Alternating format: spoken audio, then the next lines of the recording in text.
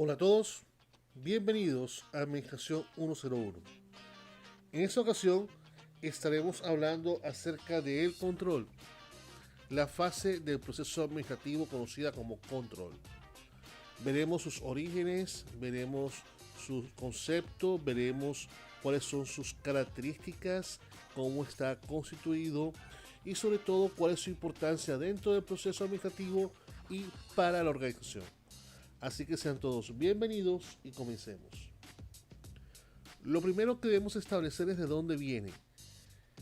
Henry Fayol fue el primer autor que utilizó el término de control como la verificación de los aspectos operativos.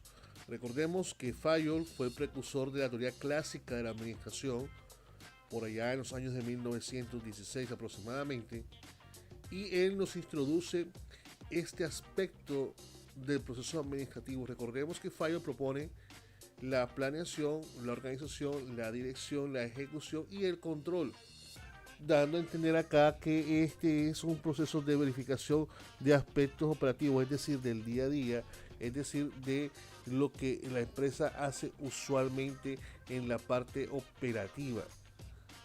Luego, más adelante, el señor Elton Mayo, precursor de la teoría de las relaciones humanas en los años 1930 aproximadamente, lo interpreta como un proceso mediante el cual se verifica el comportamiento de los miembros de la organización a fin que contribuyan al logro de las metas asignadas.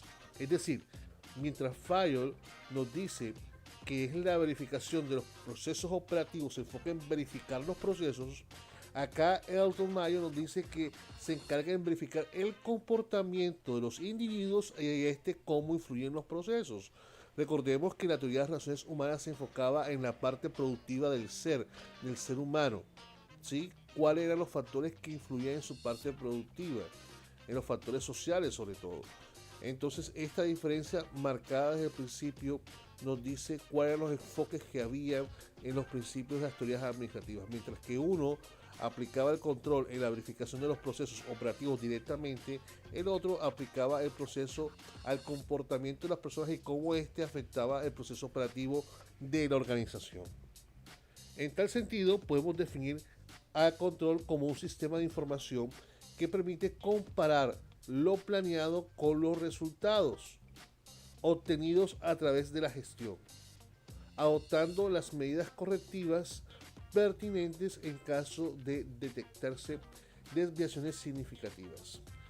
Aquí tenemos que analizar un par de cosas. Primero, que es un sistema de información. Definitivamente el control necesita de la comunicación. Recordemos que la comunicación se da en dos vías. Desde un punto de vista estratégico, que se da desde arriba hacia abajo en la organización, y desde un punto de vista de retroalimentación, que se va desde abajo hacia arriba en la organización.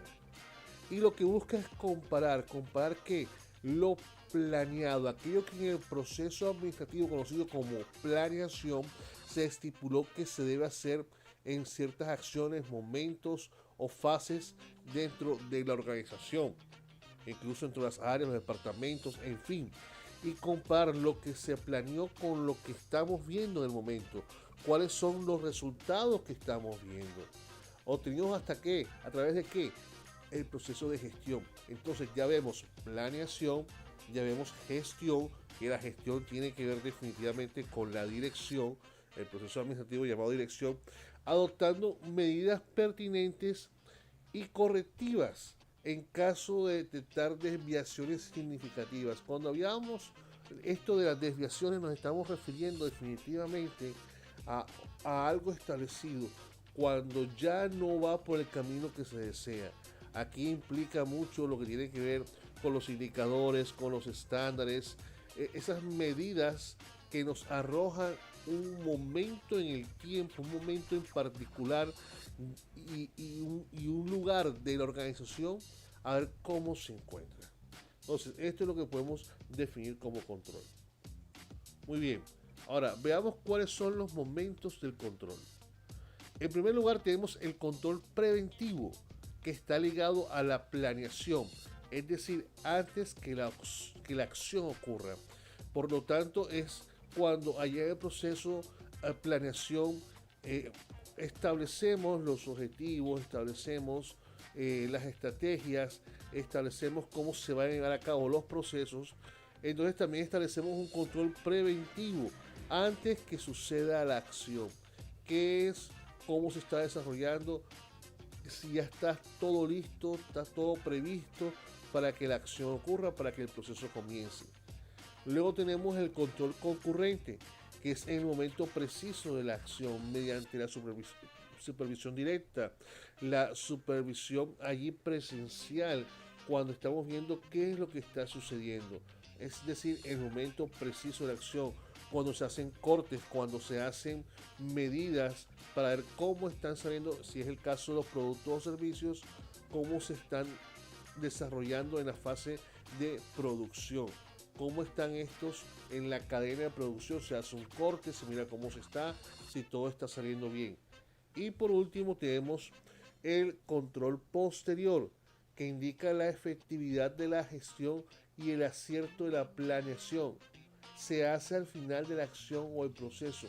Quiere decir que el control posterior nos dice cuál ha sido la efectividad de eso que se planeó en un principio por allá en planeación y lo que a la final está saliendo al mercado o lo que a la final está saliendo y está teniendo contacto con el cliente. Entonces ahí nos dice, sí, las cosas están de acuerdo a lo esperado, teniendo en cuenta también, claro está, la satisfacción del cliente. Entonces tenemos estos tres momentos del control: el preventivo, el concurrente y el posterior. Ahora, desde el punto de vista gerencial, el control es una acción correctiva tanto inmediata en el problema como básica al dirigirse a la raíz del problema. Es importante que desde el punto de vista de la gestión podamos corregir las situaciones cuando se presenten, pero no solamente desde el punto de vista reactivo, sino también desde el punto de vista proactivo. No solamente cuando se presenta el problema, sino identificar dónde está el problema. Recordemos que a nivel de procesos averiguamos es dónde estuvo la falla, en qué parte del proceso, en qué tarea, en qué actividad estuvo la falla, para luego averiguar quién es el responsable de esa parte del proceso, de esa actividad o de esa tarea. No buscamos inmediatamente culpables, buscamos dónde estuvo la falla para luego mirar quién es el responsable, porque no necesariamente si encontramos falla en la actividad B, quiere decir que la actividad B sea la del problema.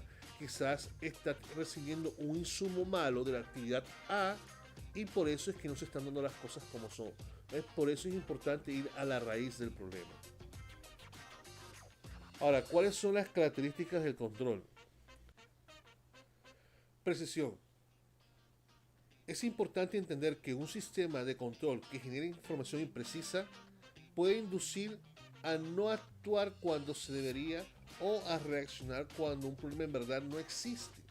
Es importante que la información que arrojen los indicadores, los estándares, sean claras, sean precisas, sean que en verdad nos estén dando una foto de la realidad del momento exacto en la que estamos tomándola. Debe ser un sistema preciso que nos arroje información que sea eficiente, que sea eficaz, una información que sea veraz para poder tomar una decisión, para ver cómo corregimos la situación. Tenemos que también una de sus características es la oportunidad. Los controles deberán advertir a los administradores en una forma oportuna cuando se producen las variaciones. Recordemos cuando hablábamos de la definición de control que hablamos de desviaciones significativas. Es decir, la información debe ser oportuna cuando se presente el daño, se presente la desviación, se presente el error. En ese momento el control debe ser efectivo en poder avisarnos, en poder informarnos de lo que está sucediendo. Tenemos la característica de flexibilidad. Los controles deben ser lo suficientemente flexibles como para ajustarse a cambios adversos o aprovechar nuevas oportunidades. Es decir, los controles o los sistemas de control, los indicadores, los estándares, lo que está establecido, deben ser lo suficientemente flexibles como para ajustarse a cambios. Por ejemplo, ¿qué tipo de cambios? Puede ser que aumente la producción, que disminuya la producción por ciertos aspectos que salen fuera de la mano de la organización, o puede que se introduzca un nuevo producto o se reemplace otro producto. Entonces esos indicadores, esos estándares, esos controles de medición sean lo suficientemente flexibles para adaptarse a esos nuevos cambios y no empezar desde cero a ver cómo lo controlamos, sino adaptarnos a las características particulares de ese cambio. Y tenemos por último acción correctiva. Debe no solamente señalar el problema, sino también sugerir medidas alternativas que serían convenientes tomar para corregir la desviación presentada. Recordemos que el control a la final lo que nos dan son recomendaciones. Aquel auditor, aquel supervisor como tal que está monitoreando una actividad, desde el punto de vista de control, lo que hace es presentar una información y unas recomendaciones desde su punto de vista como experto del proceso que está auditando o que está controlando. Sin embargo, las decisiones las tiene que tomar la dirección o los responsables del proceso. Muy bien. Aquí lo que estamos viendo es cómo el proceso se reparte en los diferentes niveles de organización. Si nos damos cuenta, serán los tres niveles. Sin embargo, en el caso de control, vemos que hay una parte más enfocada al alto nivel, ya que en el alto nivel, en la planeación estratégica, es donde se establecen esos indicadores y esos estándares para poder medir y verificar cómo están las cosas en el resto de la organización. Ahora bien, en ese sentido, miremos lo siguiente. Desde el punto de vista estratégico existe un tipo de control, el cual es a nivel institucional, que es genérico y sintético y está orientado a largo plazo. Considera a la empresa en su totalidad como un sistema. Dentro de estos tipos de control que está el estratégico, como el que estamos viendo ahora, se da a nivel macro, es decir, trata de entender toda la organización y orientarla en el largo plazo hacia la rentabilidad. El otro tipo de control, que es el táctico, se da a nivel intermedio dentro de la empresa.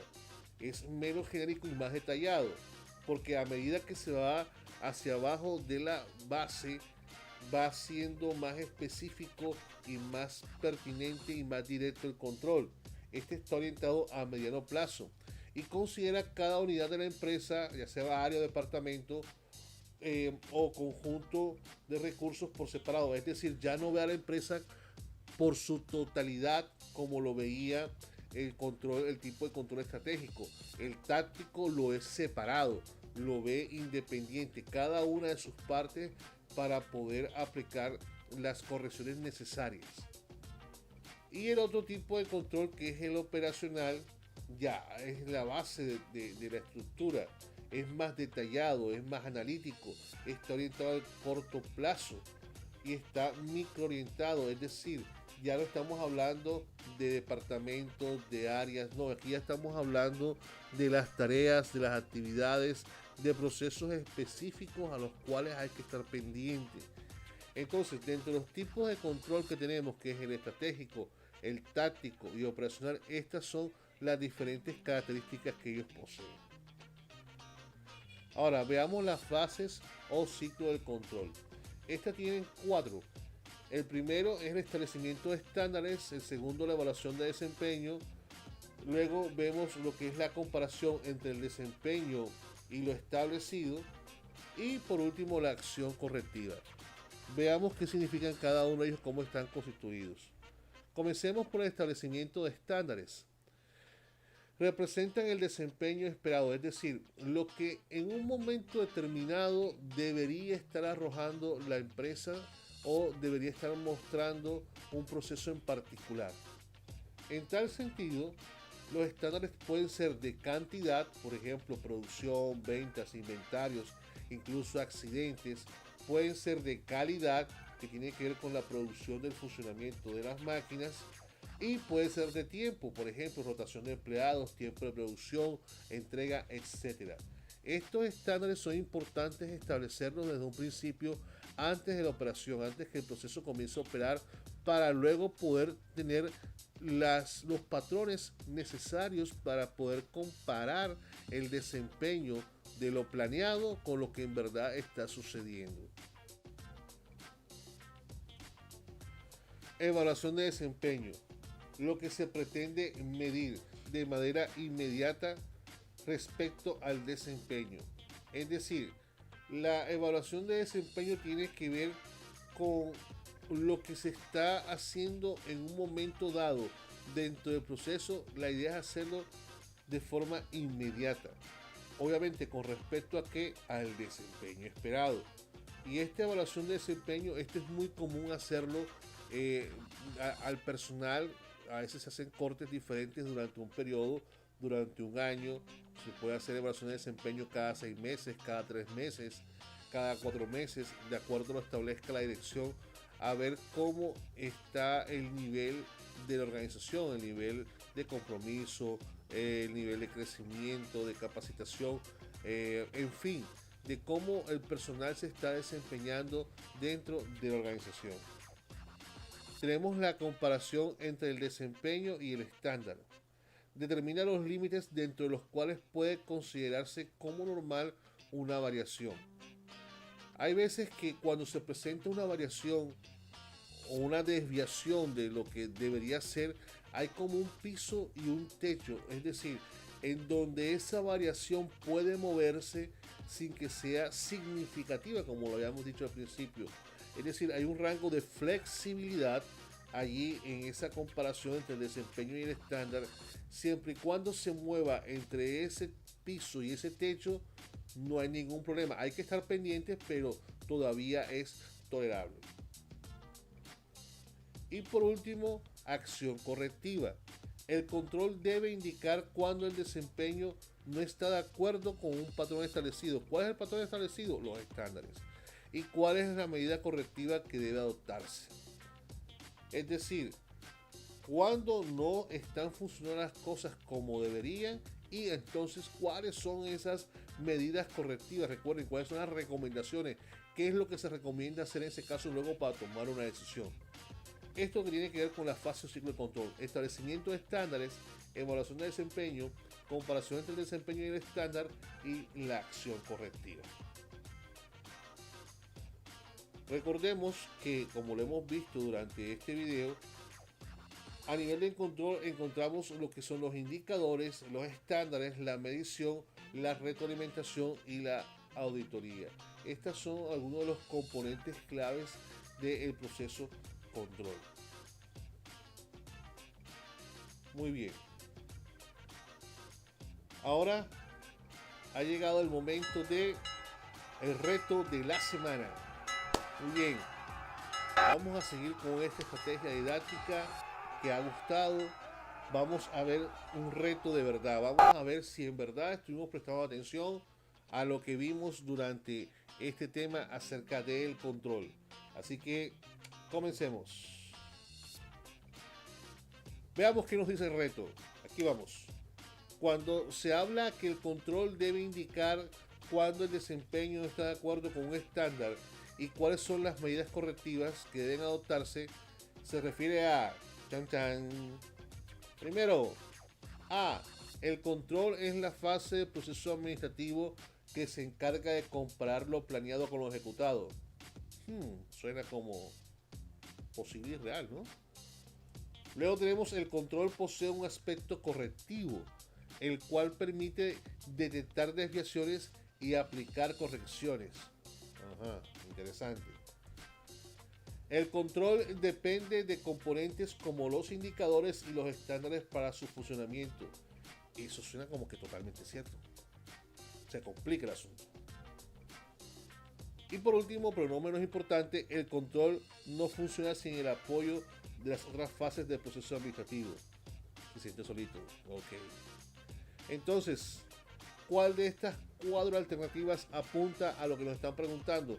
Cuando se habla que el control debe indicar cuando el desempeño no está de acuerdo con un estándar, o sea, una desviación o un desempeño, ¿cuáles son las medidas correctivas que deben adoptarse? Esto se refiere a...